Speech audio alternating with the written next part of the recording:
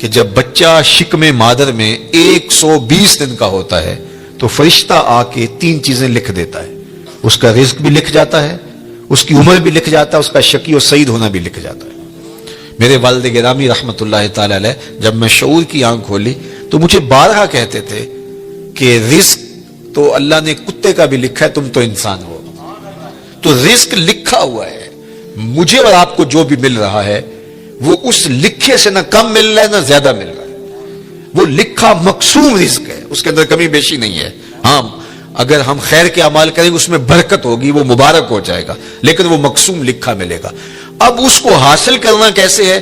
چاہے حرام طریقے سے اختیار کر لے چاہے حلال طریقے سے اختیار کر لے. میں ایک سادہ مثال دیتا ہوں کہ اہل مجلس کی جانب سے آپ کے لیے کوئی سحری کا انتظام کیا ہوا ہوگا, تو بعد میں وہ آپ کو سحری دینا چاہیں تو ایک آدمی اپنی جگہ پہ وقار سے بیٹھا رہے, تو ظاہر ہے انہوں نے تو جتنے لوگوں کا اندازہ تھا اس کے مطابق انتظام کیا, تو ان کا ذمہ دار آدمی آگے بڑھے گا اور عزت سے اس کے سامنے رکھ دے گا. اور ایک آدمی چھچورا ہو اور وہ آگے بڑھ کر کے وہ سحری چھین لے تو وہ بھی اس کو بھی مل گئی, لیکن اس کے چھچورے پن سے سب دیکھیں گے کہ یار اگر یہ بیٹھا رہتا تو وہ بیٹھا تھا, اس کے لیے بھی انہوں نے حصہ رکھا تھا اور اس کے لیے بھی تھا, تو یہ صبر نہ کر پایا, اس چھچورے پن کی وجہ سے اس پر ملامت ہوئی. یہ بات ذہن میں رکھیے کہ رب نے میرا اور آپ کا رزق لکھا ہوا ہے. الٹی چھلانگیں بھی لگائیں تو اس سے زیادہ نہیں مل سکتا اور اس سے کم بھی نہیں مل سکتا. اب ہمارا اختیار ہے کہ ہم اس کے لیے چھچورا پن اختیار کریں, یعنی حرام طریقہ اختیار کر لیں, چاہے اس کے لیے حلال ذرائع اختیار کر کے اللہ سے توفیق مانگے تو ملے گا اتنا ہی جتنا ہمارے رب نے لکھا ہوا ہے. تو جو ثواب ہے اور جو عقاب ہے, گناہ ہے اور جو اس کے اوپر اجر ہے, وہ ہمارے اس عمل کی وجہ سے ہے. تو اللہ جل شانہ اس کو حیات طیبہ عطا کرتا ہے, اس کا ذہن ایسے بن جاتا ہے کہ حرام کی طرف اس کی نظر ہی نہیں اٹھتی, وہ ہمیشہ حلال ذریعے سے اختیار کرتا ہے. یہ ہے جو ہے وہ حیات طیبہ کا مفہوم امام قرطبی نے بیان کیا ہے.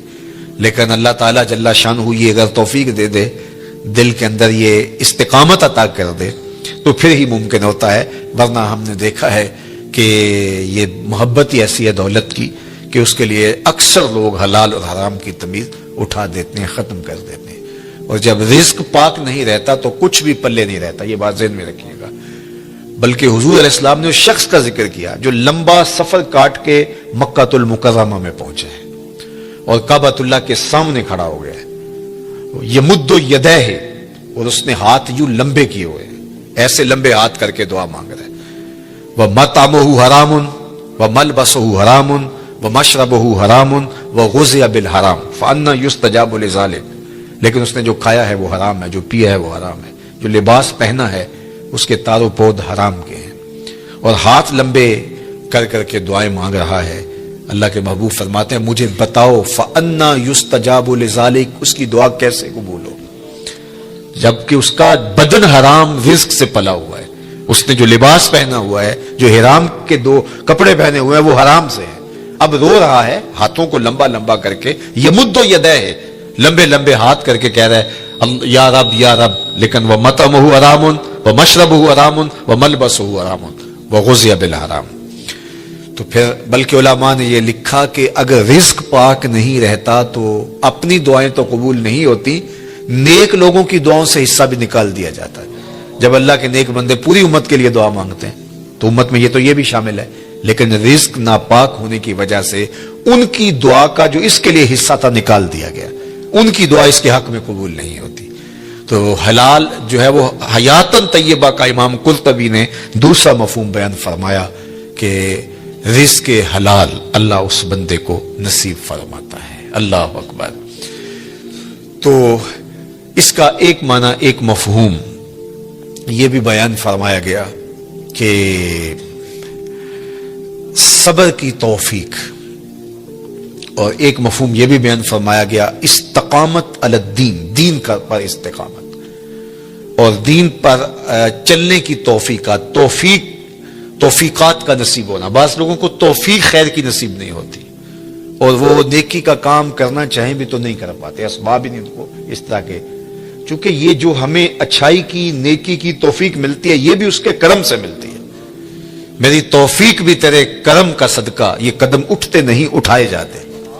تو بعض لوگ جو ہے وہ ان کی وہ کوشش بھی کر رہے ہوتے ہیں لیکن ان کی توفیقات ساتھ نہیں دے رہی ہوتی، اور پھر وہ دوبارہ پلٹ کے، میں نے بہت لوگوں کو دیکھا ہے کہ وہ ارادہ کرتے ہیں نہیں ہم اس طرح نہیں اس طرح چلیں گے، ان کا دماغ یہ کہہ رہا ہوتا ہے کہ میں غلط چل رہا ہوں، مجھے صحیح چلنا چاہیے اور میں یوں چلوں گا، ارادہ بھی کرتے ہیں لیکن پھر پلٹ کے وہاں آ جاتے ہیں۔ تو اس کا کیا مطلب ہوا کہ توفیقات عزدی ان کے شامل حال نہیں ہے، ان سے برائی کے اسباب ان کے لیے کھلتے ہیں، نیکی کے، اچھائی کے، خیر کے اسباب ان کے لیے نہیں کھلتے۔ لیکن حیات طیبہ کا مفہوم یہ ہے جب کوئی بندہ اچھے اعمال کے ذریعے ایمان کی شرط کے ساتھ رب کو راضی کرنے میں لگ جائے تو اس کا پھر حیات طیبہ کا دنیا کے اوپر مفہوم یہ ہے کہ اللہ اس کے لیے نیکی کو مقسوم کر دیتا ہے، اس کے قدم ہی اچھائی کی طرف اٹھتے ہیں، برائی کی طرف وہ جاتا ہی نہیں ہے، اور یہ اس کے لیے خیر کا راستہ ہوتا ہے۔ میں اور آپ دیکھیں یہ حیات طیبہ جو اولیاء کی زندگیاں ہیں، یہ اللہ ہمیں بھی عطا کر سکتا ہے اگر ہماری طلب سچی ہو۔ جتنی محنت ہم دولت دنیا کے لیے کرتے ہیں اور جتنے گھنٹے اس کے لیے کام کرتے ہیں، جتنی دماغ سوزی ہم اس کے لیے کرتے ہیں، کیا ہم اس سے آدھی محنت بھی دین کے حصول کے لیے کی؟ اگر ہم نے اتنی محنت کی اور ہمیں نہیں ملا تو پھر ہمیں شکوہ ہونا چاہیے، ہم نے تو محنت ہی نہیں کی۔ ہم کہتے ہیں یہ دین ویسے ہی مفت میں ہمارے ہاتھ آ جائے، کوئی محنت کوئی مشقت نہ اٹھانی پڑے، جبکہ حصول زر کے لیے، حصول عزت کے لیے، دنیاوی مناصب کے لیے ہم کتنے پاپڑ بیلتے ہیں اور کیا کچھ نہیں کرتے۔ تو میں اور آپ دیکھیں کہ ہم نے اپنے آپ کو اچھائی کی راہوں میں ڈالنے کے لیے کیا عملی جد و جہد اور کوشش کی۔ اگر ہم نے کوشش کی تو میرا رب اس کوشش کے بدلے میں اگر سچی کوشش ہو تو ضائع نہیں ہونے دیتا۔ والذین جاہدوا فینا لنہدینہم سبلنا، وہ لوگ جو اللہ کی راہ میں کوشش کرتے ہیں، اللہ فرماتا ہے میں ان کے لیے راستہ نہیں راستے کھول دیتا ہوں، ایک راہ نہیں بلکہ سبلنا، ان کے لیے کئی راستے کھول دیتا ہوں، اور پھر ان کے لیے در کشادہ ہوتے چلے جاتے ہیں اور خیر کے دروازے کھلتے چلے جاتے ہیں۔ تو کسی کے لیے توفیقات الہیہ کا حاصل نہ ہونا اور خیر کے دروازوں کا نہ کھلنا اور شر کے دروازے ہی ان کے لیے کھلتے رہنا، تو یہ کسی شخص پر اللہ کا قہر و غضب ہے اور اللہ کی ناراضگی کی دلیل ہے۔ اس کو جو ہے وہ سارے کام کاج چھوڑ کے سچی توبہ کرنی چاہیے تاکہ اس کے لیے خیر کے در کشادہ ہوں، اچھائی کے در کشادہ ہوں۔ یہ دنیا، یہ زندگی، یہ کائنات جس میں ہم رہ رہے ہیں، یہ ہمارا مقصود نہیں ہے، یہ بات ذہن میں رکھیے گا۔ اللہ تعالیٰ جل شانہ نے مقصود اپنی رضا کو ہمارا بنایا ہے، اور ہم یہاں دنیا میں آئے ہی اسی لیے ہیں۔ یہ دنیا بوائی کا موسم ہے، آخرت کٹائی کا موسم ہے۔ بوائی کے موسم میں جو کسان مٹی سے مٹی ہو جاتا ہے، کٹائی کے موسم میں فصل وہی اٹھاتا ہے، اور بوائی کے موسم میں جس نے جو ہے وہ ہل چلایا نہیں اور بیج ڈالا نہیں، سہاگا دیا نہیں، جڑی بوٹیاں تلف نہیں کی اور پانی نہیں ڈالا، تو کٹائی کے موسم میں وہ فصل نہیں اٹھا سکے گا۔ دنیا کو آخرت کی کھیتی کہا گیا ہے۔ خوش نصیب اس دنیا کو آخرت کے لیے گزارتے ہیں۔ دنیا تو گزر ہی جانی ہے، یہ روزے کا مہینہ ہے، تو جو روزہ نہیں رکھتا دن تو اس کا بھی گزر جاتا ہے، اور جو روزہ رکھ کے گزارتا دن اس کا بھی گزر جاتا ہے۔ حضرت داتا گنج بخش علی حجویری علیہ رحمہ کے شیخ ابو الفضل الختلی فرماتے ہیں دنیا یومن ولنا فیہا صومن، دنیا ایک دن ہے، ہم روزہ رکھ کے گزار رہے ہیں، گزر تو ہماری بھی جائے گی، اور جس نے عیش و عشرت میں گزاری گزر تو اس کی بھی جائے گی، لیکن آخرت کے مقابلے میں یہ دنیا ہے کتنی؟ اللہ اکبر، یہ ساری زندگی کتنی ہے؟ 60 سال 70 سال، یہی ٹوٹل زندگی ہے نا، آج تو یہی زندگی ہے، چلو 100 سال لگا لیجئے گا، اور آخرت کا ایک دن مقدارہ 50,000 سنہ، قرآن نے کہا کہ آخرت کے ایک دن 50,000 سال کے برابر ہوگا۔ 50 سال کے برابر نہیں، 100 سال کے برابر نہیں، 50,000 سال کے برابر ایک دن، اور یہ ساری زندگی 60 سال کی، اور اس میں بھی 8 گھنٹے روز سوئیں تو تیسرا حصہ تو سو کے گزار دیا، تو اگر 60 سال زندگی ہے 20 سال تو گزر گئے، 20 سال سو کے گزارے، باقی 40 سال ہے، اس میں کوئی بچپن کی مدہوشیاں، کوئی بڑھاپے کے دھکے، روزانہ 1 گھنٹہ بھی واش روم میں گزارے 2 سال تو یہ بھی نکلتے ہیں۔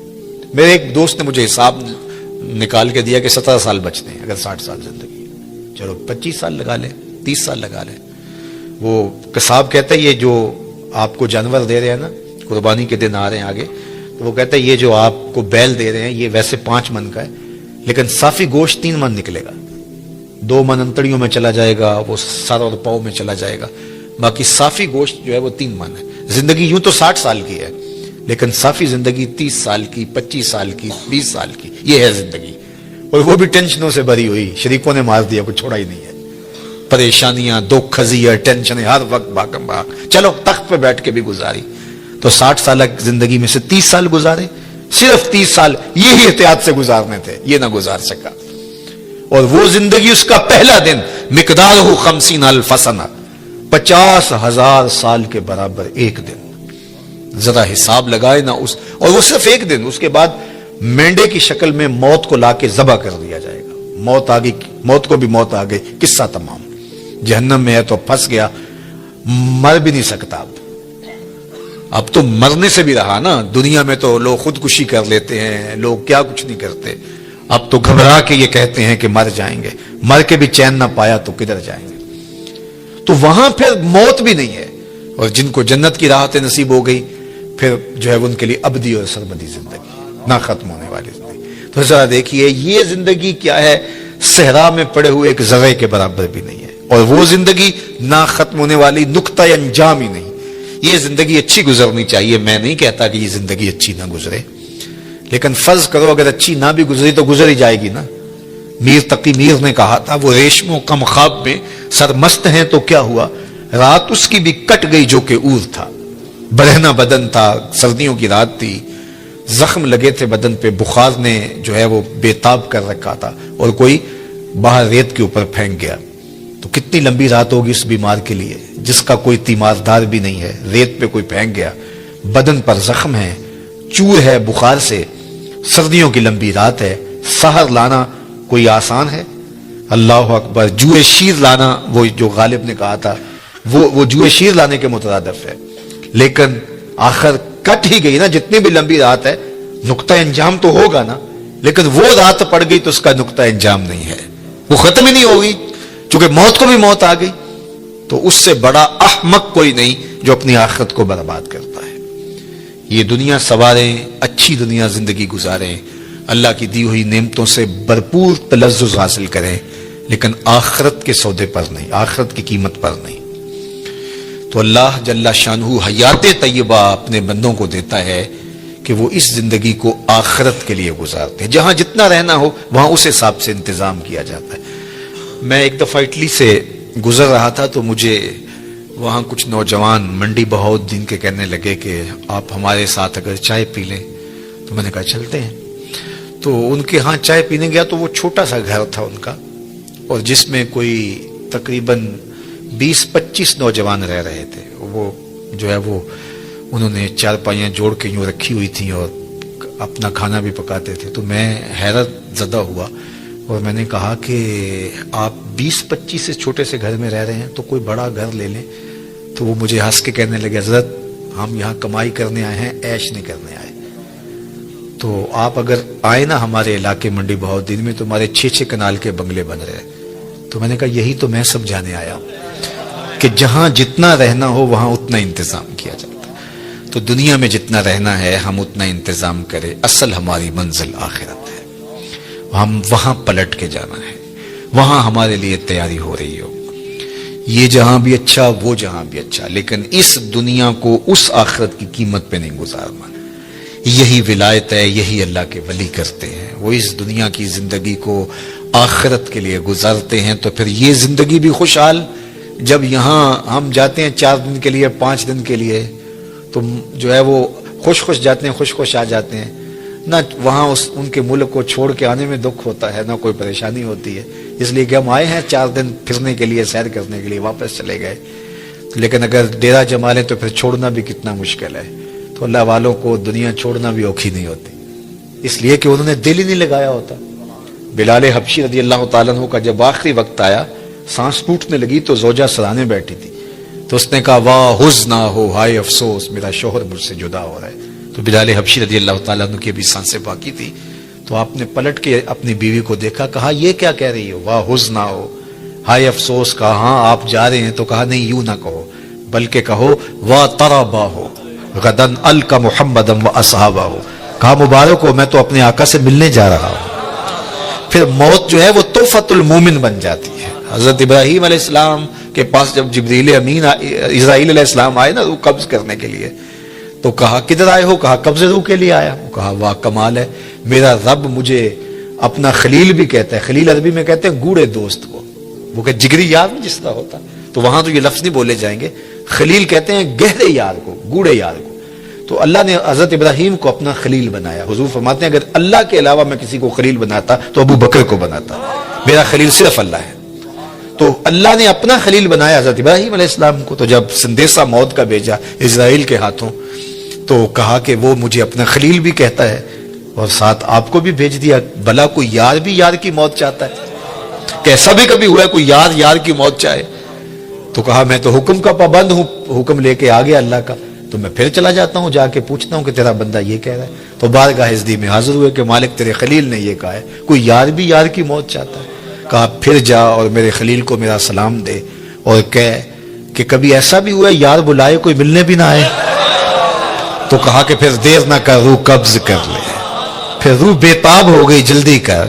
تو پھر دنیا پہ رہنا بھی کمال ہے, دنیا سے جانا بھی کمال ہے. فَلَنُحْيِيَنَّهُ حَيَاتًا طَيِّبَةً, پھر ستھری زندگی. ورنہ اس زندگی کے ہاتھوں لوگ تنگ ہوتے ہیں. وہ ساغر صدیقی نے کہا تھا کہ زندگی کاٹی ہے جبر مسلسل کی طرح, جانے کس جرم کی پائی ہے سزا یاد نہیں. تو پھر کہیں گے زندگی تو جبر مسلسل ہے. زندگی ہے یا کوئی طوفان ہے, ہم تو اس جینے کے ہاتھوں مر چلے. پھر زندگی طوفان بن جائے گی, زندگی عذاب بن جائے گی, لیکن اس کے ہو جاؤ زندگی بھی اچھی, آخرت بھی اچھی, یہ جہاں بھی اچھا وہ جہاں بھی اچھا. ربنا آتنا فی الدنیا حسنۃ وفی الآخرۃ حسنۃ. تو اللہ کا ولی اس جہاں میں بھی خوش ہوتا ہے, اس جہاں میں بھی خوش ہوتا ہے. حیات طیبہ اس کو عطا کر دی جاتی ہے. اللہ صاحب مزار کے درجات کو بلند فرمائے. ارشاد فرمایا من عمل صالحا من ذکر او انثی وهو مؤمن فَلَنُحْيِيَنَّهُ حَيَاتًا طَيِّبَةً, جو کوئی اچھے عمل کرے چاہے مرد ہو چاہے وہ عورت ہو, شرط ہے کہ وہ ہو مومن. فَلَنُحْيِيَنَّهُ حَيَاتًا طَيِّبَةً, ہم اسے ستھری اور پاکیزہ زندگی عطا کر دیتے ہیں. حیات طیبہ, پاکیزہ زندگی ان افراد کا, ان لوگوں کا مقصوم ہے جو اپنی زندگی اللہ اور اس کے رسول کے لیے وقف کر دیتے ہیں.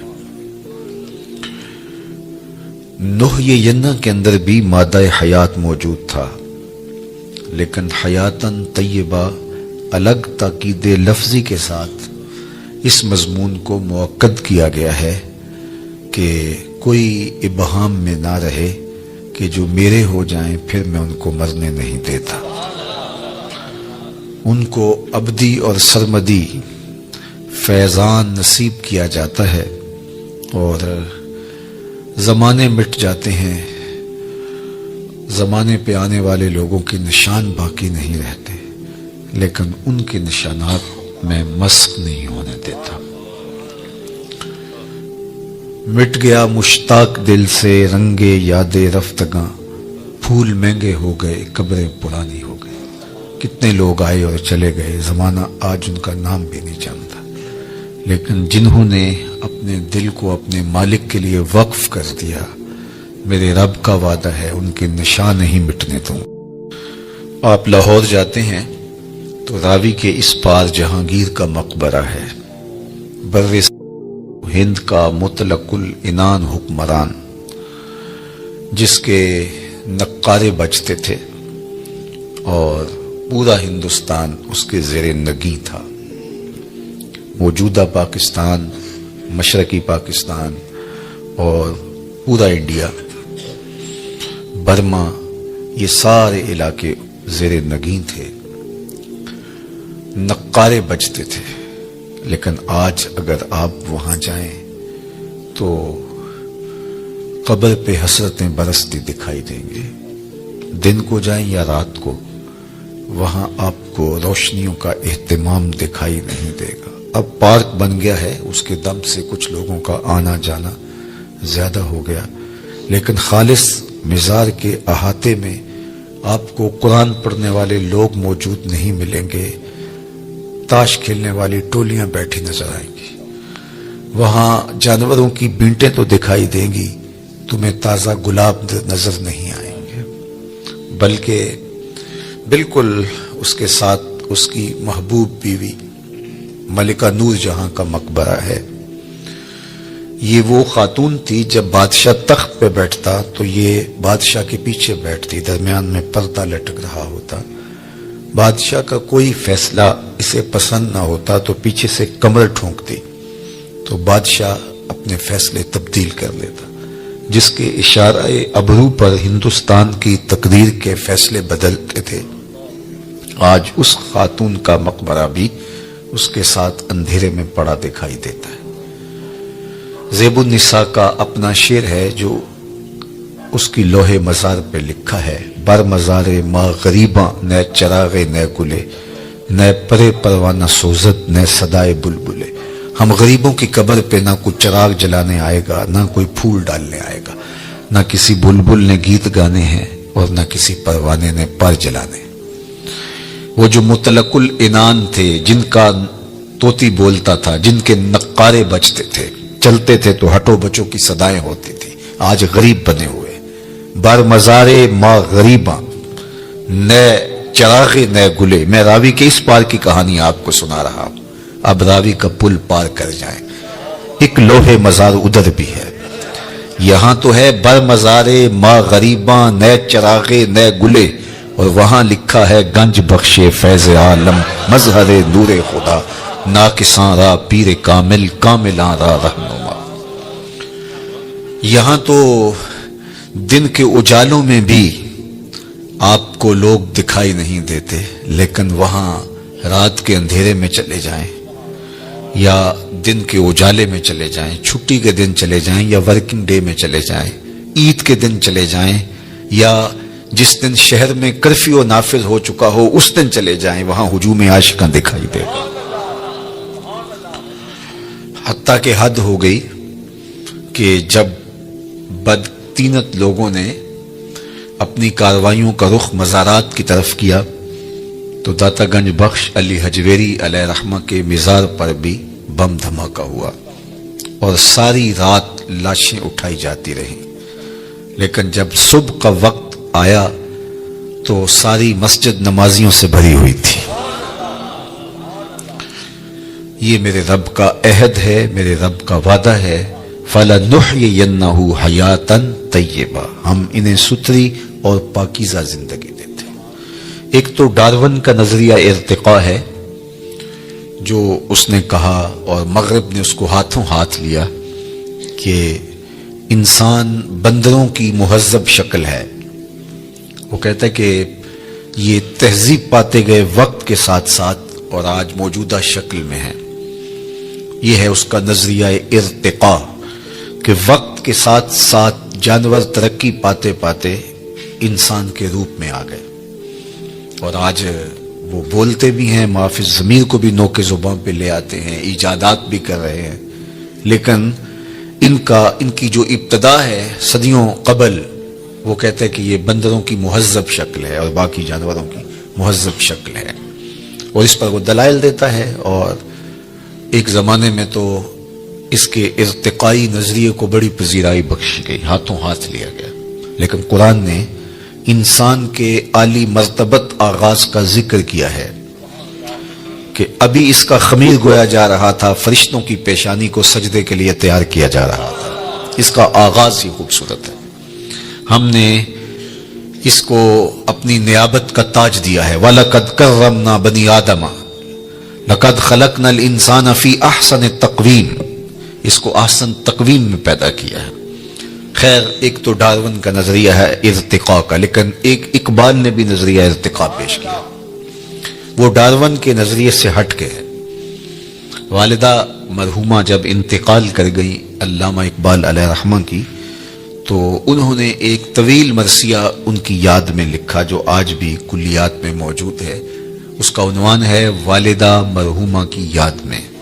اس وقت وہ بیرون ملک تھے اور والدہ کی وفات کی خبر سنی تو بہت دکھی ہوئے، تو یہ طویل نظم ہے جو اقبال نے رقم کی۔ اقبال کی جو طویل چند نظمیں، ان میں سے ایک والدہ مرحومہ کی یاد میں، اس میں انہوں نے ماں کا ذکر کیا اور پھر کتنے دل گرفتہ انداز میں کہا، آہ وطن میں ہوگا اب کس کو میرا انتظار، آہ وطن میں ہوگا اب کس کو میرا انتظار، کون میرا خط نہ آنے سے رہے گا بے قرار، آرزو لے کر تیری خاک مرقد پہ آؤں گا، اب دعائے نیم شب میں کس کو میں یاد آؤں گا۔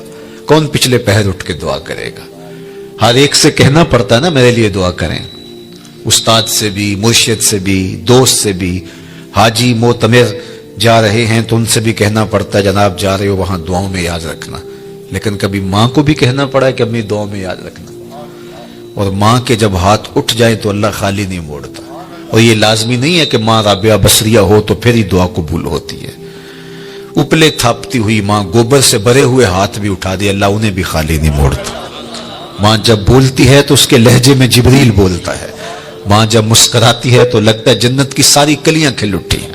اللہ نے اس کے لہجے میں وہ درد، وہ درک، وہ محبت، وہ پیار رکھ دیا ہے۔ اللہ اکبر۔ عالی نصب ہوٹلوں میں کھانا کھانے میں وہ سرور کہاں جو چولہے پر بیٹھ کے ماں کے ہاتھوں سے پکی ہوئی چپاتیاں کھانے میں ملتا ہے۔ عالی جناب، حضرت صاحب، کیا کیا القاب دیے جاتے ہیں، لیکن ان لفظوں میں وہ لطف کہاں جو ماں کی زبان سے اوئے ببلو اور اوئے مٹھو میں رکھا ہوا ہے۔ اللہ اکبر۔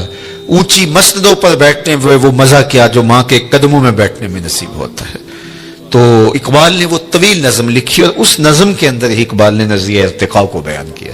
یہ مضمون لمبا ہو جائے گا اگر میں اس کو تفصیل سے عرض کروں تو اس میں اقبال نے جو ایک تو ڈارون کا نظریہ ہے ارتقاء کا کہ یہ مہذب شکل ہے بندروں کی اور دیگر جانوروں کی، لیکن اقبال نے جو نظریہ ارتقاء پیش کیا ہے وہ یہ ہے کہ ہر شے کی فطرت میں نمو کا جذبہ ہے، بڑھنے کا، آگے بڑھنے کا جذبہ ہے، اور وہ جذبہ ہی اس کی زندگی میں تحرک پیدا کیے رکھتا ہے۔ آگے بڑھنے کا جذبہ نہ ہو تو زندگی میں جمود طاری ہو جائے۔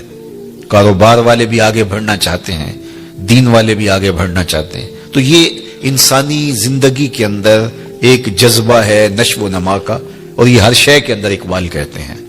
اور اس کی مثال وہ دیتے ہیں کہ ایک بیج کو آپ زمین کو پھاڑ کر اس کے اندر ڈالتے ہیں تو بیج اس حالت میں مطمئن نہیں رہتا، جب اس کو نمی اور حرارت ملتی ہے تو وہ زمین کا کلیجہ چیر کر کے ایک پونپل کی شکل میں باہر آتا ہے، تو وہ پہلی صورت سے بہتر صورت ہے اس کی۔ یہ نشو و نما کا جذبہ تھا جس نے اس کو زمین سے باہر آنے کے لیے مجبور کیا۔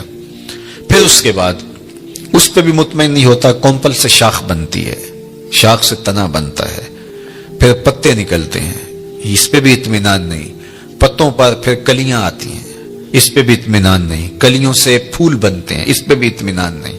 نشو و نما کا جذبہ آگے بڑھنے کا، پھولوں سے پھر پھل بنتے ہیں، یہ اس درخت کا نقطۂ کمال ہے۔ اب جب اس نشو و نما کا جذبہ اس کی فطرت میں موجود ہے اور آگے وہ بڑھ نہیں سکتا، پھل سے آگے کدھر جائے، تو وہ پھل پک کے دوبارہ پھر بیج بنتا ہے، اور پھر دوبارہ تہے مزار آتا ہے، دوبارہ پھر جو ہے وہ زمین میں آتا ہے، اور زمین میں آ کے پہلے ایک تھا اب وہ باغ کی شکل میں نمودار ہوتا ہے۔ تو یہ فطرت ہے ہر شے میں۔ اقبال نے مثال جو ہے وہ درخت سے دی، فطرت ہستی شہید آرزو رہتی نہ ہو۔ اگر آپ کی توجہ ہو، فطرت ہستی شہید آرزو رہتی نہ ہو، خوب تر پیکر کی اس کو جستجو رہتی نہ ہو، موت کو سمجھا ہے غافل اختتام زندگی، یہ ہے شام زندگی صبح دوام زندگی، اور یہی ہے فَلَنُحْيِيَنَّهُ حَيَاتًا طیبہ۔ کہا جو میرے ہوتے ہیں پھر میں ان کو مٹنے نہیں دیتا، ان کو ایسی زندگی دیتا ہوں کہ جو قابل رشک ہوتی ہے۔ زمین پر چلنے والے بھی وہ اعزاز نہیں رکھتے جو قبروں کے اندر موجود رہنے والے اعزاز والے۔ اللہ اکبر۔ تو جو ان سے وابستہ ہو جائے، اللہ اس کے رسول سے وابستہ ہو جائے، ان کو پھر وہ مٹنے نہیں دیتا، ورنہ دنیا کے اوپر شہنشاہوں کے نام مٹ گئے۔ میں آپ سے پوچھوں، جس زمانے میں میرے حضور تشریف لائے تھے اس زمانے کے خاقان کا نام کیا تھا؟ تو شاید آپ معذرت کر لیں کہ ہمارا تاریخ کا مطالعہ تو ضرور ہے، لیکن اتنی گہرائی کہ ہم نام تک یاد رکھیں یہ نہیں ہم بتا سکتے۔ چلو میں پوچھتا ہوں، اس دور کے کیسر کا نام کیا تھا؟ اس دور کی سپر طاقت تھی رومن امپائر، اس دور کی سپر طاقت تھی، اور اس کا حکمران تو کہا کہ نہیں جناب ہم اس دور کے کیسر کا نام نہیں جانتے، اس دور کے خاقان کا نام نہیں جانتے۔ چلو میں نے پوچھ لیا، اچھا اس دور کے کسرا کا نام کیا تھا؟ دوسری سپر طاقت کسرا ایران تھی، اس کے شہنشاہ کا نام کیا تھا؟ تو آپ نے اس پہ بھی معذرت خواہانہ رویہ اختیار کیا، اور آپ کے چہرے بتا رہے ہیں کہ جناب ہم نہیں جانتے جس دور میں میرے حضور آئے نہ کو کلمہ جیڑا کہندا منکر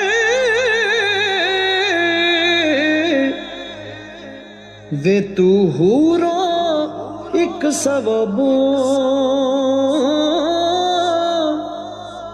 بلے شاہ چلے اوتھے وسیع جتھے منع نہ کرن شرع کمایا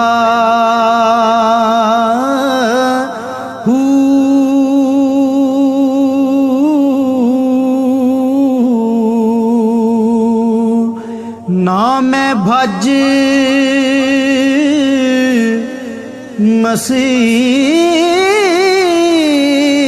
مسیتی وڑیا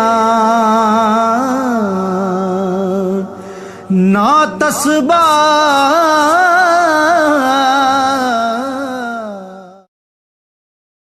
اس دور کی دو سپر طاقتوں کے حکمرانوں کے نام میں اور آپ نہیں جانتے. بہت کم لوگ ہیں. کیسر روم کا نام، کسرا ایران کا نام، خاقان کا نام، اور اس دور کے بڑے بڑے لوگوں کا نام. آپ نے کہا جناب ہم نہیں جانتے. اچھا میں نے پوچھا اس مجلس میں ڈھونڈ کے جو سب سے کم عمر کا بچہ تھا کہ میرے حضور کے مؤذن کا نام کیا تھا؟ تو اس نے سر اٹھا کے کہا بلال حبشی.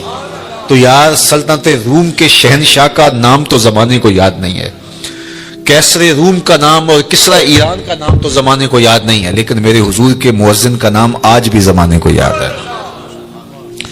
اللہ اکبر. میں ساری دنیا تو نہیں گھوما لیکن آدھی کے قریب تو دنیا میں نے دیکھی ہے. جس ملک میں بھی گیا ہوں بلال حبشی کے نام کی مسجد ضرور دیکھی ہے.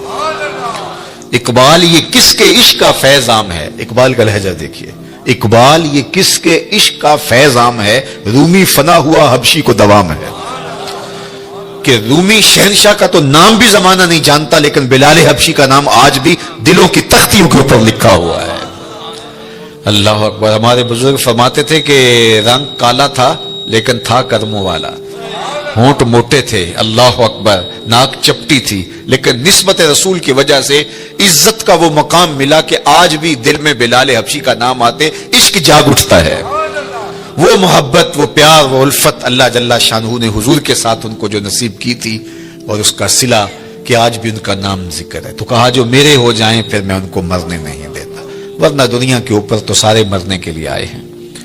شہنشاہ، کج کلا، بادشاہ، شاعر، ادیب، فلسفی، دانشور، کہاں آج زمانہ انہیں جانتا تک نہیں ہے.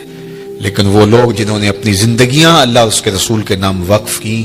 دولت انسان کو لافانی نہیں کرتی، اقتدار سے انسان کا نام باقی نہیں رہتا. بڑے اقتدار والے آئے اور زمانہ ان کو بھول گیا. ایک خاتون جو ہے وہ ڈھونڈ رہی تھی یونان کے اندر قبر. کسی نے کہا بڑھیا کیا ڈھونڈ رہی ہو؟ کہا یہاں میرا بیٹا سکندر دفن ہے. کہا کس سکندر کی بات کر رہے؟ یہاں تو بڑے بڑے سکندر چلے گئے، شہنشاہ چلے گئے، کج کلا چلے گئے، مٹ گیا مشتاق دل سے رنگے یاد رفتگاں، پھول مہنگے ہو گئے، قبریں پرانی ہو گئی.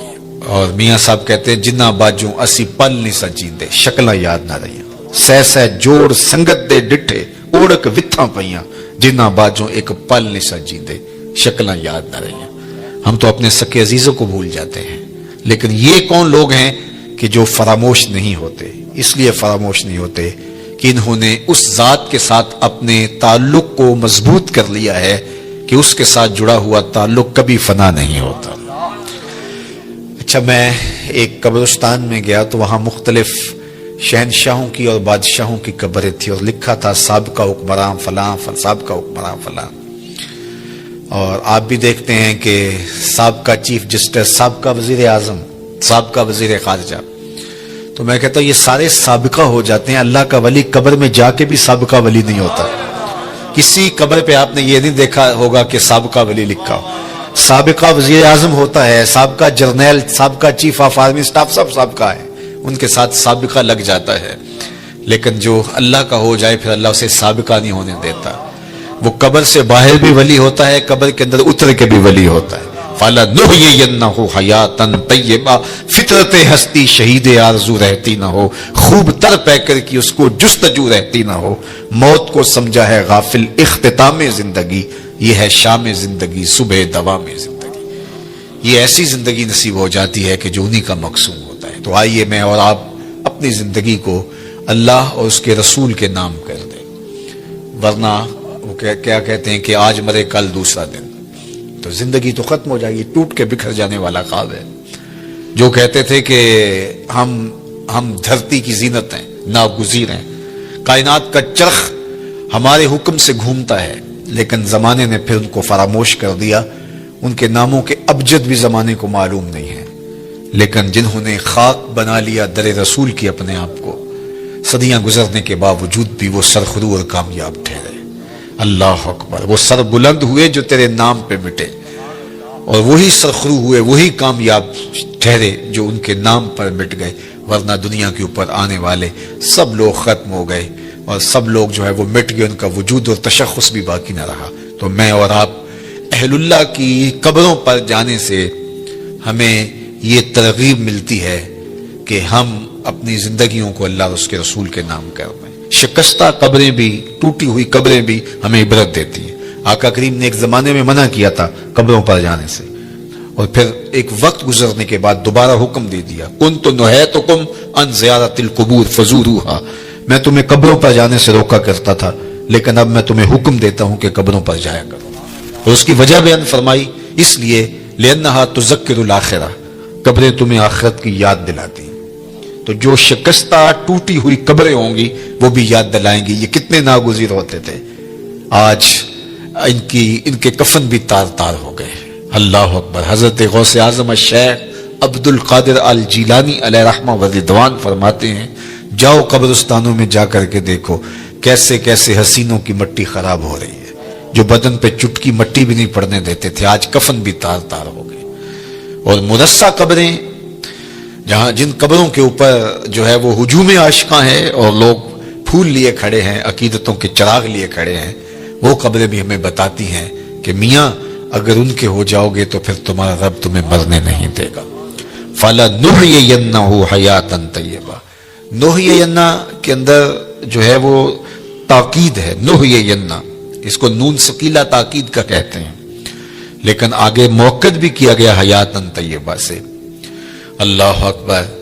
اچھا، امام قرطبی علیہ رحمہ نے اس کے تحت بڑی نفیس گفتگو کی ہے، وقت کی نزاکت ہے کہ میں تفصیل سے عرض نہیں کر پاتا، لیکن انہوں نے کہا کہ جب وہ دنیا میں رہتے ہیں تو ان کی زندگی حیات طیبہ ہوتی ہیں، دنیا کے اندر بھی حیات طیبہ جی رہے ہوتے ہیں، لوگ ٹینشنوں سے مر رہے ہوتے ہیں اور وہ عیش کی زندگی گزار رہے ہوتے ہیں۔ اللہ اکبر۔ اس لیے کہ دنیا کے کم یا زیادہ ہونے کی فکر ان کو پریشان نہیں کرتی، وہ جس حالت میں بھی ہیں اللہ کے شاکر ہیں، اللہ کے شکر گزار ہیں۔ تو فرمایا کہ حیاتاً طیبہ کا جو مفہوم بیان کیا تو کہا کہ اس کا ایک مفہوم یہ ہے کہ اللہ انہیں استغنا کا نور عطا کر دیتا ہے۔ استغنا کیا ہے؟ کہ جو اللہ کی طرف سے نصیب ہوا اس پہ واہ واہ راضی ہو گئے، جس حالت میں بھی رکھے اس پہ راضی، مل گیا تو پھر بھی ٹھیک، نہیں ملا تو پھر بھی ٹھیک، کہ یہ دونوں حالتیں اس کی طرف سے ہیں، تو بس مجھے مل گیا تو تا بھی ٹھیک، نہیں ملا تو۔ اور اس کے برعکس لالچ، تو لالچ جو ہے وہ زندگی میں کبھی بھی بندے کو چین اور سکون نہیں لینے دیتا، حل من مزید، آگے بڑھنے کی اور زیادہ دولت کی خواہش اس کو بے سکون رکھتی ہے۔ کوزائے چشم حریصاں پر نشد، تا صدف کانے نشد پر در نشد۔ رومی علیہ رحمہ فرماتے ہیں حریص کی آنکھ کا پیالہ نہیں بھرتا، اور اس کی وجہ کیا؟ فرماتے ہیں کہ جو آنکھ ہے اس کو صبر کا پانی بھرتا ہے، پیٹ بھر جاتا ہے، آنکھ نہیں بھرتی، تو اس کو صرف صبر کا پانی بھرتا ہے، یہ قبر کی مٹی بھر سکتی ہے، ورنہ جو ہے وہ آرزویں انسان کو دیوانہ رکھتی ہیں، اور دولت ہونے کے باوجود بھی قرار قلب نصیب نہیں ہوتا۔ اور دوسری جانب جس کو استغنا کی دولت نصیب ہو گئی تو پھر وہ جس حالت میں بھی ہے اس کو قرار قلب نصیب ہے۔ تو طمانیت قلب یہ دولت ہے، تو یہ اللہ اس بندے کو دیتا ہے جو ایمان کی شرط پر صالح اعمال بجا لاتا ہے، پھر اس کے پاس تھوڑا ہے تو پھر بھی خیر ہے، زیادہ ہے تو پھر بھی خیر ہے، اگر زیادہ ہے تو اللہ کی مخلوق کے لیے نفع کا ذریعہ ہے، اگر تھوڑا ہے تو پھر بھی وہ اس پر صبر اور شکر کرتا ہے۔